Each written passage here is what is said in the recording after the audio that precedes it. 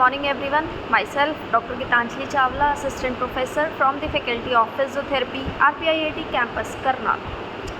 So we were first of all welcome to our YouTube channel, that is RPIIT Academics, and if you like the content of our videos you can also like and share them, and do not forget to subscribe our channel and hit the bell icon for the early notifications of the videos. So we were covering up our ankylosing spondylitis series, and we were on the medical management. So we can give patient the indomethacin 100 to 200 milligram per day, phenylbutazone 100 to 200 milligram per day, and surgically we can go for THR, total hip replacement, and osteotomy of spine. Orthosis we can give the well molded plastic jackets, straight thoracic spine, and maintain lumbar lordosis. Means medical management के लिए अगर हमें medicine देनी है तो हम patient को indomethacin दे सकते हैं या फिर फिनाइलब्यूटाजोन दे सकते हैं. इसके लिए पेशेंट अच्छा रिस्पॉन्ड करते हैं. 100 to 200 milligram per day, simple. Surgery की अगर ज़रूरत पड़ती है तो जनरली वो total hip replacement and osteotomy of spine की पड़ती है, उसके लिए जा सकते हैं. अगर ऑर्थोसिस से सोचते हैं कि ठीक हो सकता है तो हम वेल मोल्डेड प्लास्टिक जैकेट्स दे सकते हैं जो कि थोरैसिक स्पाइन को स्ट्रेट रखेगी, जिससे कि रेस्पिरेशन में प्रॉब्लम ना आए और लंबर लॉर्डोसिस मेंटेन करके रखेगी. फिजियोथेरेपी के लिए पेशेंट को भेज सकते हैं. Physiotherapy aims will be to relieve pain, maintain mobility of joint affected like spine, hip, thorax, shoulder, etc. Prevent and correct deformity, increase chest expansion and vital capacity, attention to posture to maintain and improve physical endurance, and advice to patient. Means हम patient को physiotherapy के लिए भी भेज सकते हैं. Physiotherapy के लिए भेजेंगे तो उनका एम क्या रहता है? पेन रिलीव करना, मोबिलिटी मेंटेन करना स्पाइन में, हिप में, थोरैक्स में और शोल्डर में, और डिफॉर्मिटी प्रिवेंट और करेक्ट करना, चेस्ट एक्सपेंशन इंक्रीज़ करना, वाइटल कैपेसिटी इंक्रीज़ करना, पॉस्चर ठीक रखना, एंड फिज़िकल एंड्योरेंस मेंटेन करवा के रखना और उसे बढ़ाना भी. और पेशेंट्स के लिए कुछ होम एडवाइसेस भी दे सकते हैं. पीटी इंटरवेंशन के लिए हम क्या दे सकते हैं? For the pain, active ankylosing spondylitis में it affects function, mobility, emotion, causes inflammation of the sacroiliac joint, facet joint, and surrounding soft tissues and muscle spasm. So we can give infrared rays, hot pack, hydrotherapy, cryotherapy, traction, reduce possibility of ankylosis, ultrasound, and other modalities have not been researched well till now. So physiotherapy intervention की अगर हम बात करें तो pen के लिए जो active ankylosing स्पॉन्डिलिटिस के पेशेंट हैं उनमें फंक्शन अफेक्टेड होगा, मोबिलिटी अफेक्टेड होगी, इमोशन अफेक्टेड होंगे, इन्फ्लेमेशन हो रखी होगी सेक्रोइलिक जॉइंट्स पर, फेसेट जॉइंट पर, सराउंडिंग सॉफ्ट टिश्यूज़ में मसल स्पाज्म हो रखा होएगा. तो हम ये सब रिलीफ करने के लिए क्या दे सकते हैं? इंफ्रारेड रेज दे सकते हैं, हॉट पैक दे सकते हैं, हाइड्रोथेरेपी दे सकते हैं, क्रायोथेरेपी, ट्रैक्शन दे सकते हैं ताकि एंकाइलोसिस को कम कर सके किसी भी तरह. और अल्ट्रासाउंड और अदर मोडालिटीज़ पे अभी इतनी ज़्यादा रिसर्च एंकाइलोजिंग स्पॉन्डिलिटिस को लेकर नहीं की गई है. Second one is the mobility. It decreases because of acute pain, muscle spasm, or soft tissue contractures and ankylosis. All joints move to maximum limit.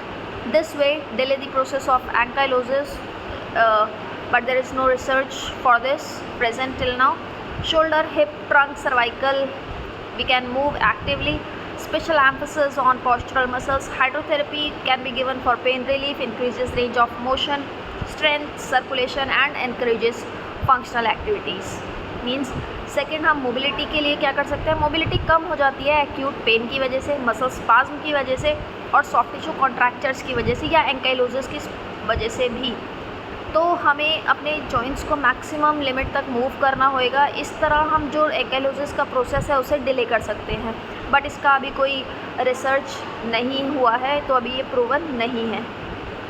Shoulder, hip, trunk, cervical को actively move करते रहेंगे. Special emphasis दे के रखेंगे postural muscles पे कि वो ठीक रहे. हाइड्रोथेरेपी दे सकते हैं पेन रिलीफ के लिए, रेंज ऑफ मोशन बढ़ाने के लिए, स्ट्रेंथ के लिए, सर्कुलेशन के लिए और फंक्शनल एक्टिविटीज़ को बढ़ाने के लिए. Next one is for the posture, postural awareness during sitting, standing, walking, and all aerials. Educate patient about importance of postural awareness. Prone lying 15 minutes. Warm mattress if patient not able to maintain pillow under abdomen. Head turned to one side. Pillow and towel used to gain adequate support. Avoid prolonged immobilization. Height of working table. तो अगर हम posture की बात करें तो postural awareness ज़रूर होनी चाहिए पेशेंट को बैठते टाइम, खड़े होते टाइम, वॉकिंग करते टाइम या किसी भी एक्टिविटी ऑफ डेली लिविंग के टाइम पेशेंट को एजुकेट करना है, उसको पोस्चरल अवेयरनेस देनी है, उसके पोस्चर के बारे में पेशेंट को कहना है कि 15 मिनट प्रोन लाइन पोजीशन में उल्टा होकर लेटे एक फर्म मैट्रेस पर। बट अगर पेशेंट कभी कभार अपने एब्डोमेन के नीचे पिलो मेंटेन नहीं कर पाते हैं तो फॉर ब्रीदिंग उनका हेड एक तरफ टर्न करवा देंगे। पिलो और टॉवल यूज़ करने हैं for the adequate support and prolong immobilization जितनी हो सके उतनी अवॉइड करनी है। Height of working table maintain करके रखनी है। Next is the endurance resisted exercise weight और spring water and increases resistance near fulcrum, increase repetition and speed. So endurance बढ़ाने के लिए हम क्या कर सकते हैं, रेजिस्टेड एक्सरसाइजेस कर सकते हैं वेट्स के साथ, स्प्रिंग वाटर के साथ। रेजिस्टेंस इंक्रीज़ कर सकते हैं जैसे जैसे फल्क्रम के पास आते जाएंगे हम वैसे वैसे इंक्रीज़ कर सकते हैं repetition and speed. Respiratory function के लिए हम क्या कर सकते हैं, डायफ्रामेटिक एक्सरसाइजेस करवा सकते हैं, वेंटिलेटरी मसल ट्रेनिंग दे सकते हैं, डायफ्रामेटिक एक्सरसाइज करा सकते हैं with weight 2 to 5 pound epigastric region पर रखकर। Register narrow and more resistance increases, जैसे जैसे रजिस्टर का जो बोर है वो हम नैरो करते जाएंगे तो रेजिस्टेंस बढ़ता चला जाएगा for the inspiration. Incentive spirometry कर सकते हैं, सेगमेंटल ब्रीदिंग एक्सरसाइजेस सिखा सकते हैं और चेस्ट मोबिलिटी दे सकते हैं। एडवाइस के लिए हम पेशेंट को क्या कहेंगे, understand the disease process, self monitoring and regular exercise and role of drug therapy, effect on posture and spinal mobility. मतलब एडवाइस करना है पेशेंट को कि वो अपनी डिजीज़ प्रोसेस को समझे, उसे सेल्फ मॉनिटर करे, रेगुलरली एक्सरसाइजेस करे, ड्रग थेरेपी का रोल समझे अपनी लाइफ में, अपने पोस्चर और स्पाइनल मोबिलिटी का ध्यान रखे। So that's all for the ankylosing spondylitis from our side. You can ask if you have any doubts in the comment section. Thank you. Stay tuned for more topics.